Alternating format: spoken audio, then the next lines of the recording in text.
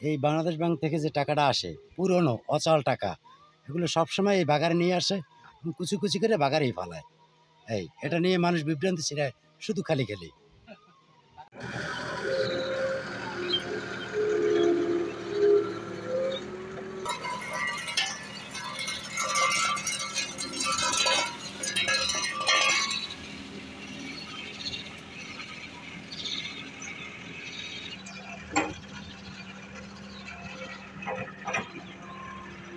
সাবেক মেয়র সাদেক আবদুল্লাহর আমল থেকেই এখানে টাকাগুলো পড়তে আছে।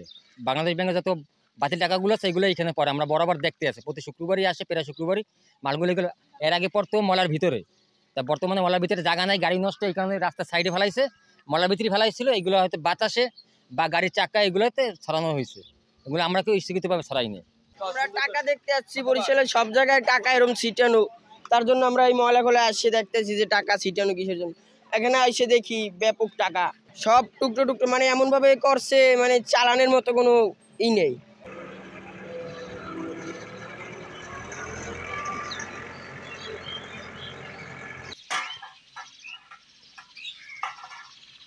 পারবো না, আমি এই ময়লা খোলা আছি 2-3 দিন। এই 2-3 দিন মানে এই জায়গায় যে বেকু চলে, বেকু নষ্ট হওয়ার কারণে এই লোডার নিয়ে পাঠাইছে।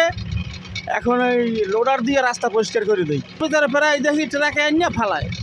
এরকম নাকি বাংলাদেশ ব্যাংক দিয়ে ওই যে সেরা ফাটা নোটগুলো আছে না, ওই নোটগুলো নাকি ট্রাক ভরে বস্তা ভরে পাঠাই দেয়। টুকরোটা সিগেটা এই রাস্তায় কত, আর আজও 5 বছর মধ্যে এই আর বর্তমান দিন টাকাগুলো বাংলাদেশ ব্যাংকের থেকে আসে, অপরাধের টাকা আপনার যেগুলো যে কোনো নাম্বার রাখতে টাকাগুলো কাটতে আর কি ফালাইয়া দেয়, ময়লা খোলা এনে ফালাই দেয়।